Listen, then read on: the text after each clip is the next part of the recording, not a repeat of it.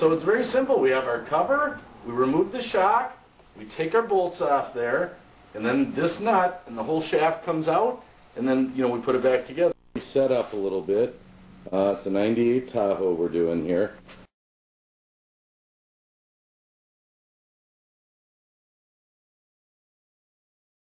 And I'll jump ahead on how I have this set up here. I've got two jack stands holding the frame here, and I've got the tire. Okay, I've got the emergency brake on the back. And then the front here, I have another little jack just sitting right there. Okay. And then on the other side, I have this jacked up, just enough to spin this tire here, because the reason being is right in here, you see the bolts where the CV shaft hooks on? Well, it's easier to get a straight shot at them, if I can turn them. So that's why. So you can see I have this all out. Very simple job, actually. The shock is just going to mount right here, and the other shock mount is just down here. Very simple. So you can kind of set up, again, very minimal tools, and very simple job here. Let's just real quick, I'm doing this backwards, let's look at the tools that I have here and what we're using. Alright, so there's the new CV joint you can see right there, and here's our little flap, which, you know, just basically goes up here, you know, the little cover. Alright, you can see that. See the little plastic clips that hold it in place. Now I had to remove the shock here. That was easy. So there's the shock. You see how it's got the bolts on, you know, each side.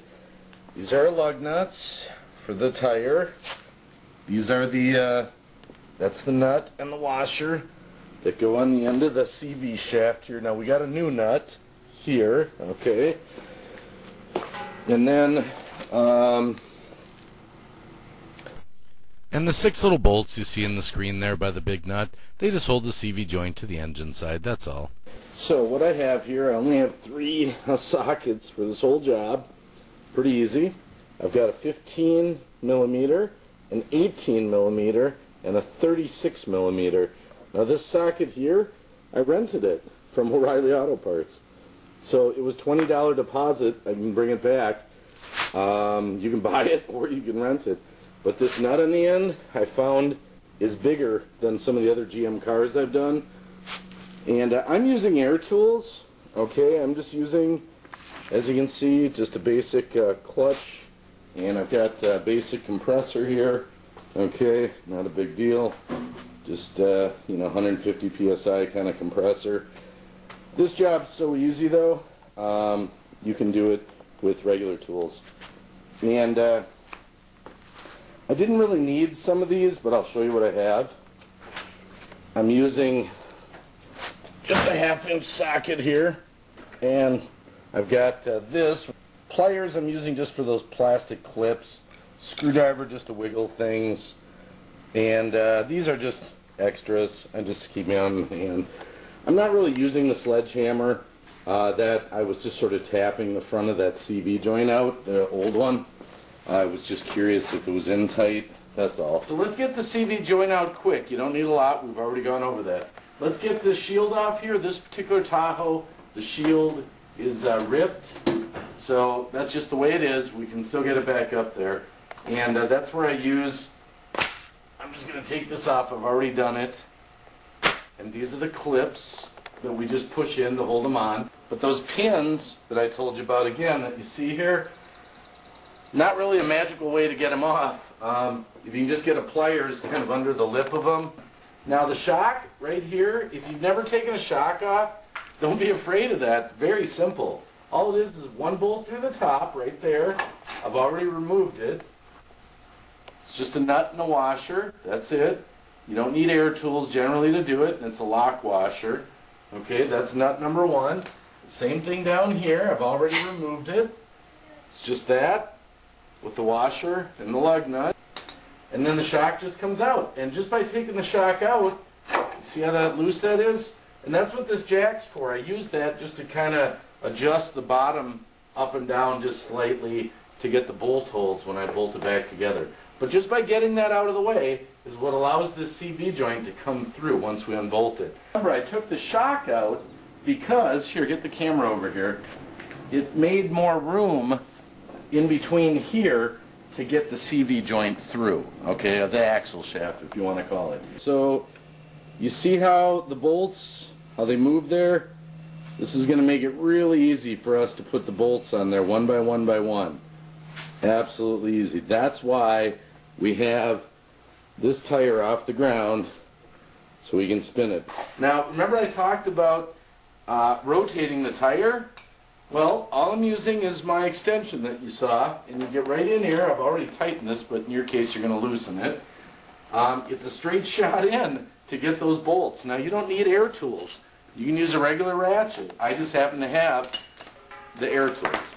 So we tighten that up or loosen it in the case of getting rid of it. Okay, so this is real simple. Again, we're doing this backwards. You can see that's not bolted in. It just comes through the hub here. And then look right here. I'm going to use this to point with. You see the holes right there? Okay? And there's the holes on the CV shaft. Okay? All we're going to do is we're going to bolt that up to there. Remember? Okay, now remember I talked about the tire rotating. Those bolts are so easy to get to. That's the only thing holding it on over there. I'm just using my extension and my 15 millimeter, and look at this straight shot in there, okay? To loosen it or to tighten it, but watch how easy this works because we have the tire off on the other side. So now I can rotate it to the next bolt, straight shot, rotate it again. I'm doing this by hand. It's so easy because the tire's up off the ground. That's why I have those jack stands, just always remember to be safe. But now we can go bolt by bolt for removing it or tightening it. Very, very simple. That's why that is. And this nut I've already installed since we're doing this in reverse order. So it's very simple. We have our cover, we remove the shock, we take our bolts off there, and then this nut and the whole shaft comes out, and then, you know, we put it back together. So all it is right here, I'm going to pull it out just so you can see. There's the bolts right there, and that's why I took that tire off on the other side so I can spin this. I'm going to reach in here. We're going to pull this out. And there's our axle shaft with our holes. Okay, we're going to reinstall this though. Is this the new one? So, here we go.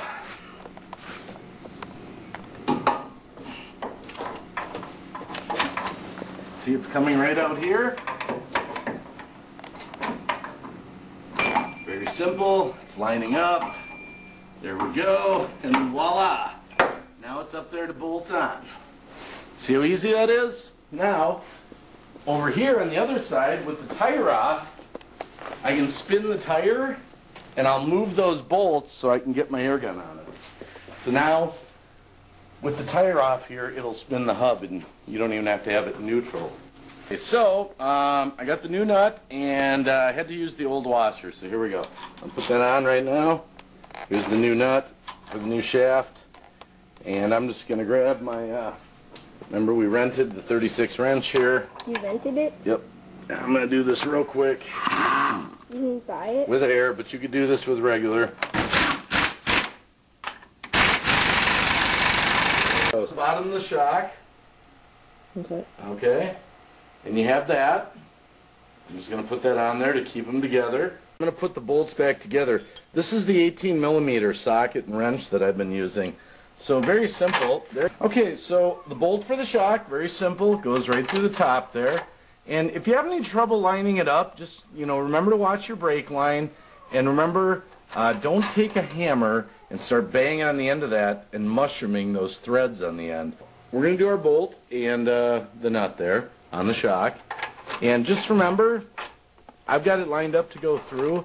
Don't try to bang the bolt here to try to get it through and mushroom the end. Take your time to line that up. You'd be better off taking a screwdriver and just gently kind of lining up the shock a little bit. Okay. So now that goes through, we're going to put this on, which obviously I know you know how to do. But just to show you the size, this is the 18 millimeter wrench right here to hold the nut. Here's our 18 millimeter socket right here. I'm not even using air tools on this. This I'm just doing old school. To tighten.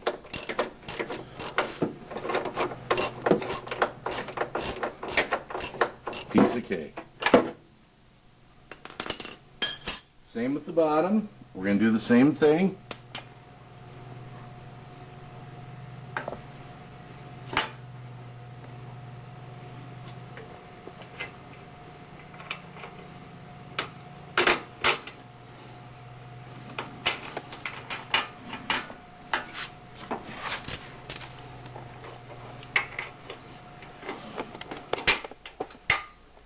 And that's, again, where I use this wrench, or this, to line it up.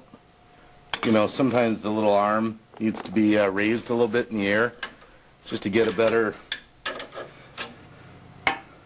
little bit of a, just get that bolt lined up, just a tiny bit on the shock there. And there we go. It's through. And again, it's very simple, hand tools, no big deal.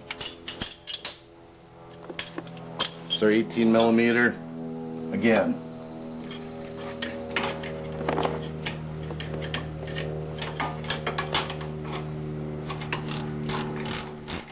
But as a plug for you as a mechanic, for hair tools.